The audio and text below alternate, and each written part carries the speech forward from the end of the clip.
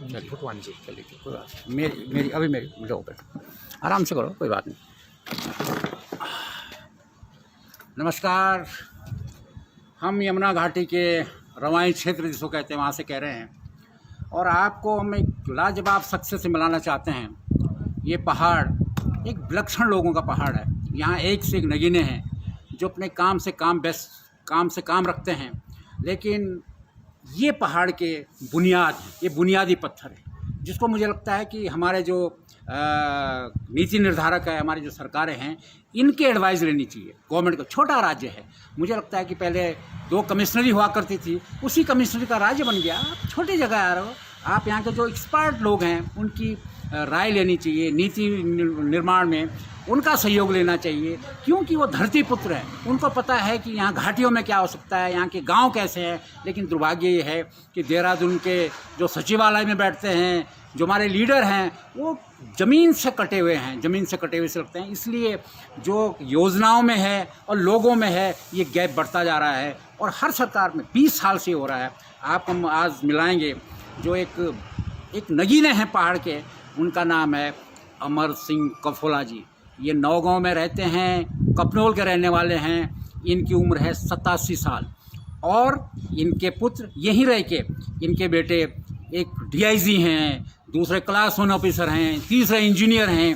मतलब इन्होंने यहीं रह के सबको पढ़ाया, आगे बढ़े, और इस समय 87 साल की अवस्था में भी ये अपनी गाय पालते हैं, उसको दोते हैं, सब्जियां पालते हैं। और यही नहीं, नीतियों की बात अगर कहते हो तो इनके सामने, क्योंकि प्रैक्टिकल लोग हैं, इनके सामने अगर सेक्रेटरी भी हो तो वो भी ढीला पड़ जाएगा। मुझे लगता है कि सरकार को चौपाल में बैठ के, गांव की चौपाल में बैठ के योजनाएं बनानी चाहिए, और ऐसे लोगों का सहयोग लेना चाहिए। जिस दिन सरकार का बजट गांव में बनना चाहिए, जैसे हिमाचल में डॉक्टर परमार ने शुरू किया था।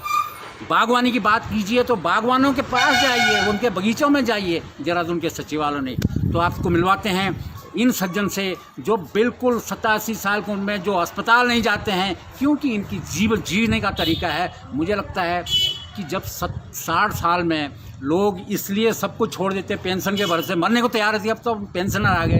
इन्होंने 60 साल के बाद जो शानदार कारनामा किया है, ये सबके लिए, पूरी हमारी जो पीढ़ी है जो आगे, उनके लिए एक मार्गदर्शक हो सकते हैं कि इनकी जीवन पद्धति क्या है और इनकी योजनाएं क्या हैं। इनसे हम बात करेंगे।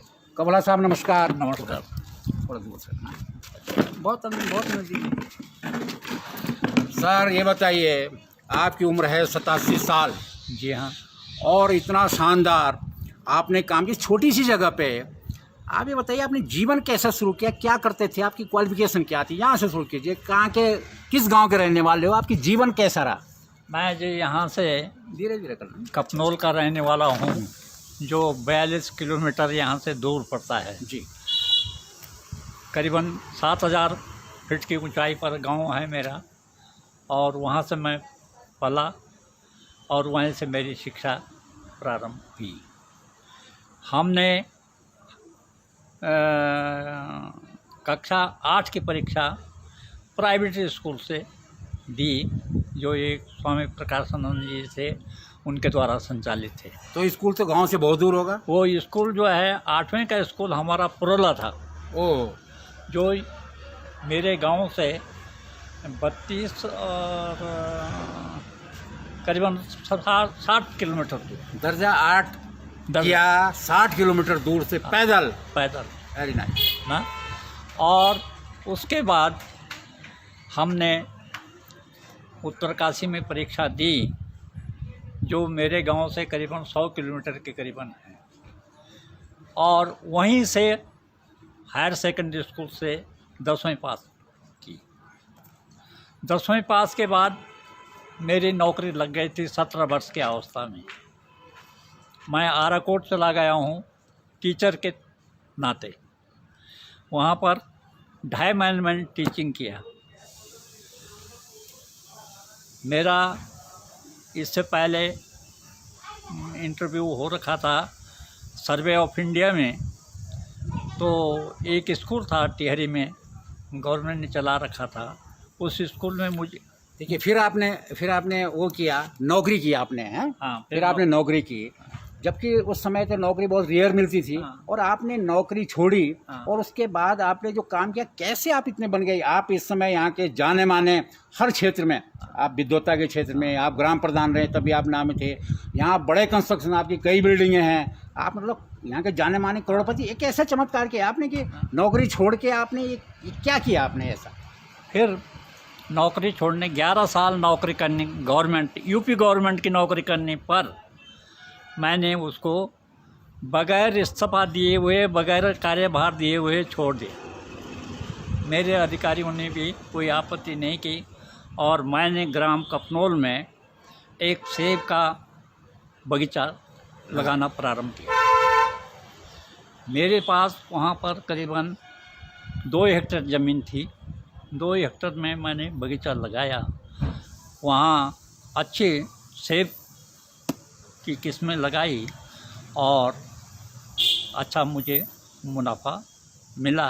ये बात आज से करीब 30-40 साल पहले की होगी। हाँ, 40 साल पहले की बात है। तो फिर उसके बाद मैंने सोचा कि सेब को पैकिंग करने के लिए बर्तन चाहिए। वो बर्तन कैसे, कहाँ से प्राप्त होगा?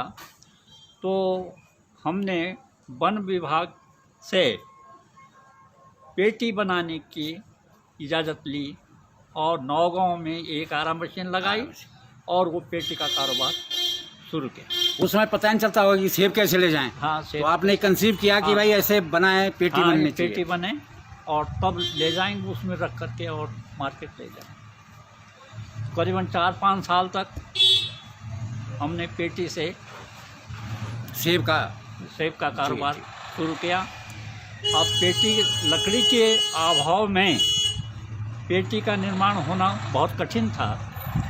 तो ये जो मैदानी क्षेत्र में बड़ी बड़ी कंपनियां हैं, उनके गत्ते बनाने वाली, तो उन्होंने उस पेटी का रूप बनाना शुरू किया और हमको पेटियाँ सप्लाई की जो आज तक चल रही।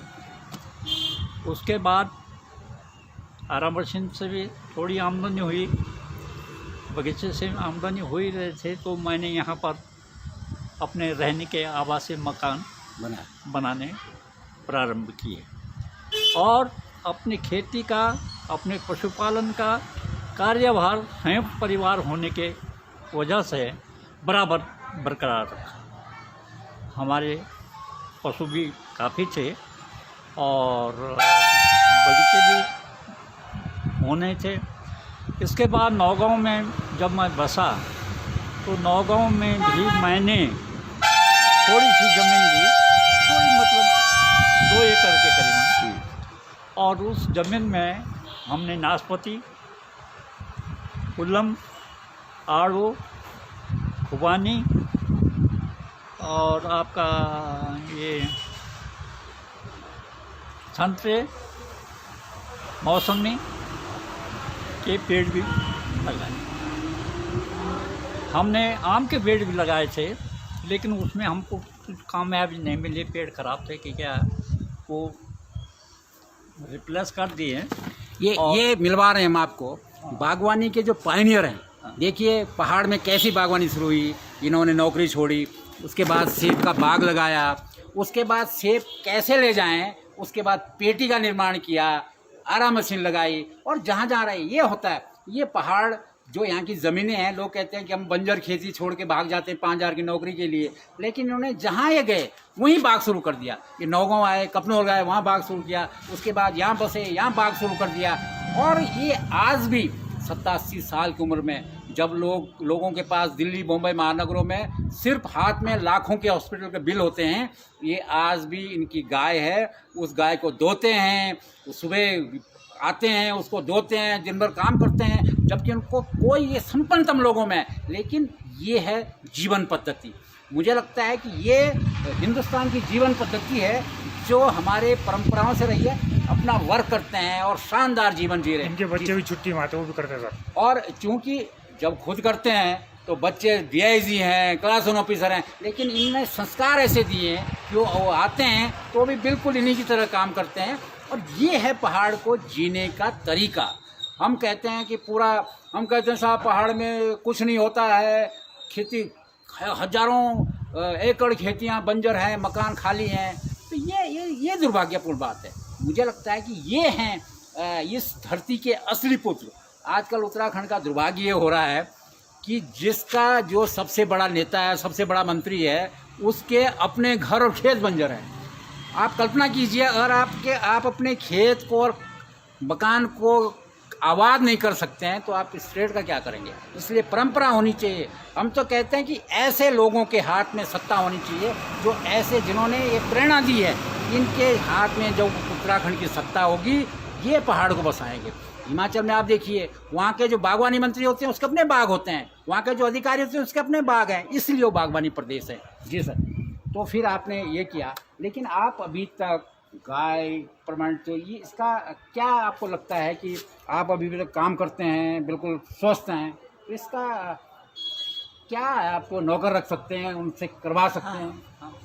जी, ऐसा है, पहाड़ों में अपना रोजगार सृजन करने के लिए बागवानी, पशुपालन का होना बहुत जरूरी है, और खेती के लिए भी पशुपालन का होना बहुत ज़रूरी है। क्योंकि जब गोबर होगा तो खेत में पड़ेगा, खेत में पड़ेगा तो फसल होगी, तो जीवन निर्वाह के लिए अन्न उत्पादन वह चक्र है, वो का चक्र। यहाँ पर ये देखने को मिला, ये जो स्थान जहाँ पर हम रह रहे हैं, ये टिहरी स्टेट के अंदर एक राज्य था। उस राज्य में हम पले हुए हैं। उस राज्य की जो भूमि व्यवस्था थी वो उस समय की आवश्यकता के अनुसार तो ठीक थी, लेकिन आज वो उपयुक्त नहीं, आउटडेटेड हो गई है, पुरानी हो गई, आउटडेटेड हो गई है।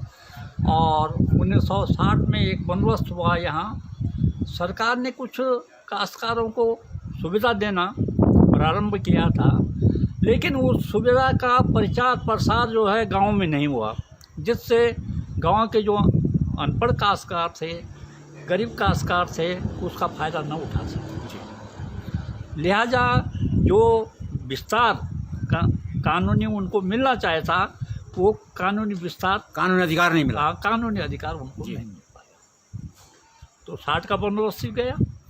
उसके बाद गांव में जो भूमि पर आधारित लोग थे, उनको सरकार ने पट्टे देने की व्यवस्था की। जी, पट्टे पर मिले हैं लोगों को, कई पट्टे मिले हैं। मेरे गांव में करीबन 200 पट्टे मिले हुए हैं।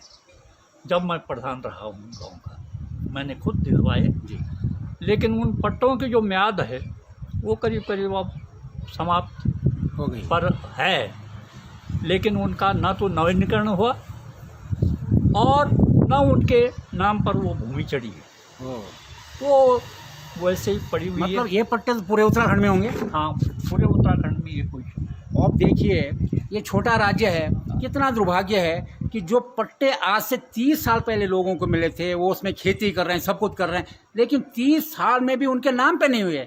आज अगर उसका 30 साल का पट्टे का टाइम चला गया है तो उसके मतलब इलीगल हो गया है। इसका मतलब उनका उस पर कोई अधिकार नहीं रह गया। तो मतलब छोटा राज्य है और अभी तक भूमि बंदोबस्त नहीं हुआ, है ना? हाँ।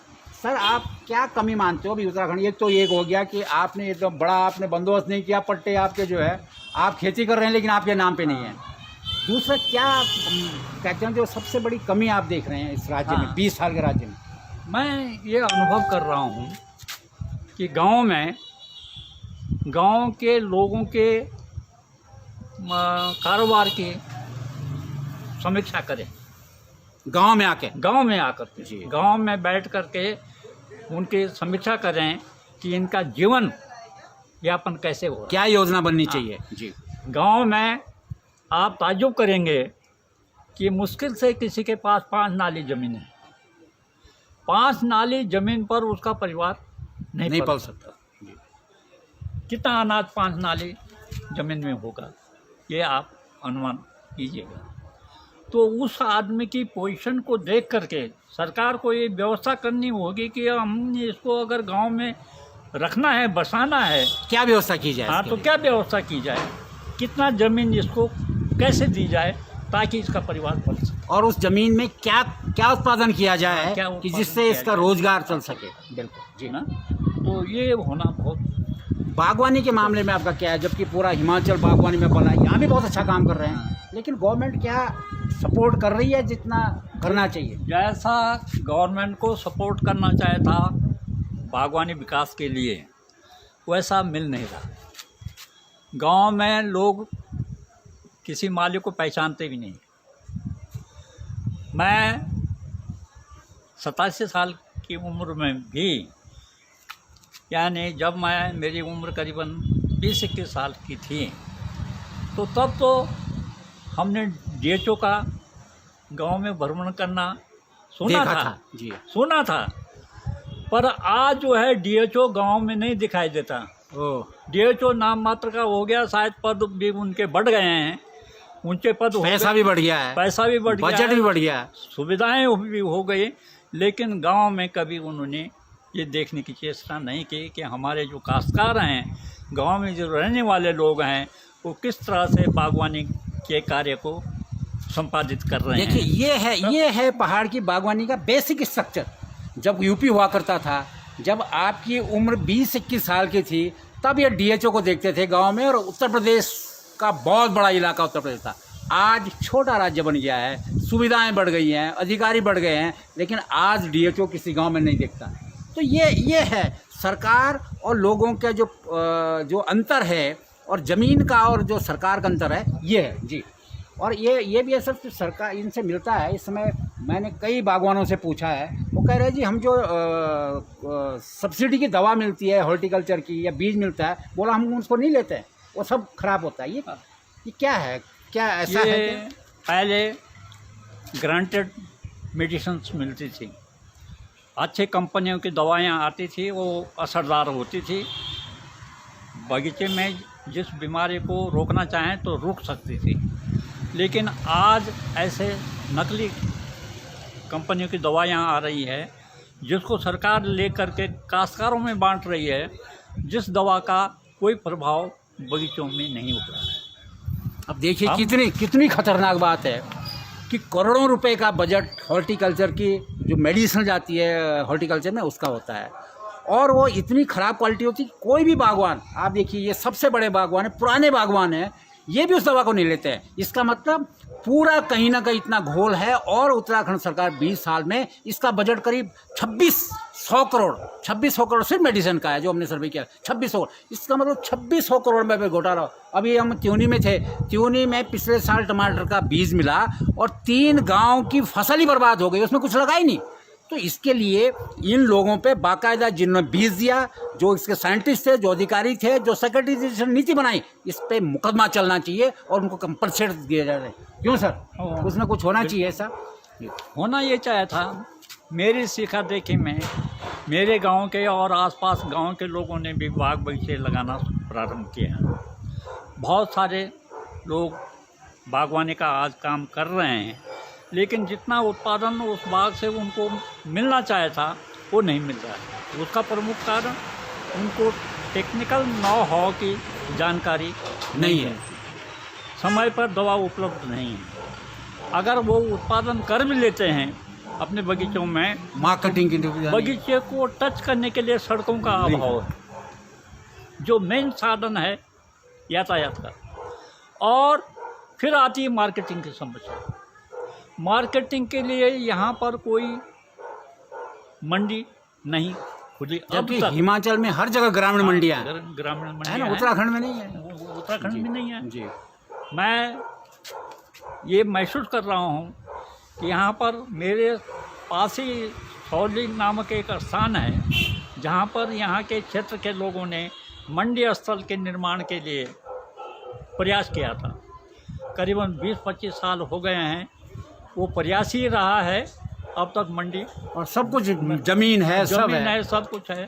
देखिए इस घाटी में करोड़ों के टमाटर, करोड़ों के सेब होते हैं, जगह है, और लेकिन 20 साल से नेता भी कहते हैं, मुख्यमंत्री भी कहता है वो मंडी निर्माण नहीं होता। कहीं ना कहीं इसमें बड़ा झोल है। या तो वो उन बड़े जो पूंजीपति और आड़ती हैं, उनके कहीं ना कहीं दबाव में सरकार है कि वो पहाड़ में ग्रामीण मंडियाँ नहीं खोलती। जब हिमाचल में सक्सेसफुली ग्रामीण मंडियां चल रही तो यहाँ क्यों नहीं खोलते हैं? इसका मतलब कहीं ना कहीं बड़ा झोल है जो आने वाले समय में बड़ा राजनीतिक मुद्दा बनेगा। जी, मुझे बड़ा ताज्जुब हो रहा है कि जो टिहरी रियासत के विलीनीकरण होने के बाद इस क्षेत्र में सरकारी नर्सरियाँ स्थापित की गई थी, वो सरकारी सारी नर्सरियाँ आज बंद हैं। सरकार ने बंद कर दी है, वहाँ गांव वालों के पशु टूंग रहे हैं। मतलब कितना, उन नर्सरियों को कोई देखने वाला नहीं, जबकि अपनी पौधशालाएं गवर्नमेंट जबकि अपने पौधशालाएँ थी। देखिए और- कितनी खतरनाक बात है कि जब विलीनीकरण हुआ था आज से 50 साल 60 साल पहले, उस समय जो नर्सरियां थी, जो सक्सेसफुली नर्सरियां चलती थी, वो ज़मीनें हैं लेकिन वो बंजर हैं। ये है उत्तराखंड, छोटा उत्तराखंड, छोटे राज्य का सपना। मुझे लगता है और कोई बड़ी बात नहीं है, अगर इसमें गवर्नमेंट चाहिए तो 2 दिन के अंदर कर सकता है। यहाँ सब कुछ है, स्किल है, और आज तो दुनिया में टेक्नोलॉजी कहाँ से कहाँ पहुँच गई है। लेकिन हमारे जो सरकारी बाग है वो ज़मीनें बंजर पड़ी हुई है और अधिकारी सिर्फ गाड़ियों में घूमते हैं, न बगीचों में जाते हैं, न तो उसका देखभाल करते हैं। क्यों जी? और वो नर्सरियाँ जी, गवर्नमेंट ने अपने सिर के बला टालने के लिए लोगों को बेच दी, लीज पे दी, सुना लीज- पैसे वापस कर दिया। वापस कर दिया। क्या आज वो बंजर पड़ी हुई है। गांव वालों को उन नर्सरियों से उत्पादित जो पौधे थे वो अच्छी गुणवत्ता के होने चाहिए थे और वो काश्तकारों के बीच बांटने चाहिए थे, ताकि अच्छे गुणवत्ता का एप्पल या दूसरे प्रजाति के जो वृक्ष हैं उनके पौधे मिलती। वो आज बिल्कुल बंद है। ये है बागवानी प्रदेश उत्तराखंड का हाल। और हम कहते हैं हम हिमाचल से टक्कर लेंगे। हिमाचल के बागवान एक फ़ोन करके नौनी के साइंटिस्ट पहुंच जाते हैं, जो परमार विश्वविद्यालय वो बगीचे में पहुंच जाते हैं। और हमारे यहाँ दुख की बात यह है कि सबसे छोटे लेवल पे माली होता है और अधिकांश माली संविदा में, करीब 500 माली संविदा में है, जिनको 7 से 8 हज़ार तनख्वाह मिलती है। और कोविड काल में भी उनको 5 महीने से तनख्वाह नहीं मिली है। तो ये है उत्तराखंड के बागवानी का डेवलपमेंट। हमारा निवेदन है सरकार से भी, ये देखिए, ये है पायनियर ऑफ पहाड़, इनकी बातें सुनिए, इस पर नीतियाँ बनाए, नहीं तो तुम जाएंगे, दूसरी सरकार आएगी, वो भी जाएगी, लेकिन पहाड़ उसी इसमें रहेंगे। आपसे निवेदन है कि आप सुनिए, इन आवाज़ों को सुनिए, जो पहाड़ के नगीने हैं इनकी सुनिए, जिन्होंने पहाड़ को जिया है इनकी बात सुनिए, नीतियाँ बनाइए, गांव में आके नीतियाँ बनाइए, बागों में नीतियाँ बनाइए और डॉक्टर परमार का अनुसरण कीजिए, तभी ये पहाड़ आबाद हो सकता है। तो राजनीति तो होगी लेकिन पहाड़ नहीं बचेंगे। पहाड़ को बचने का एक ही रास्ता है, जैसे हमारे अभी तक हमारी छोटी सी बात हुई है, कफोला जी ने कहा है, जो यहाँ के बाग के पायनियर हैं और अपने गांव में रह के, अपने घर पे रह के आज समृद्धतम लोगों में हैं, अपनी जीवन स्टाइल जिन्होंने जिया है, 87 साल में भी जो स्वस्थ हैं, आज भी गाय पिलाते हैं, जबकि इनको ये संपन्नतम लोगों में है, आज भी गाय पिलाते हैं, अपनी दिनचर्या करते हैं। ये है पहाड़, ऐसा होना चाहिए पहाड़। ये था सपनों का पहाड़ जिसके लिए हमने राज्य बनाया। बहुत बहुत धन्यवाद कफोला जी, आपसे मुलाकात हुई। एक बात तो छूट गई जो मुख्य बात थी।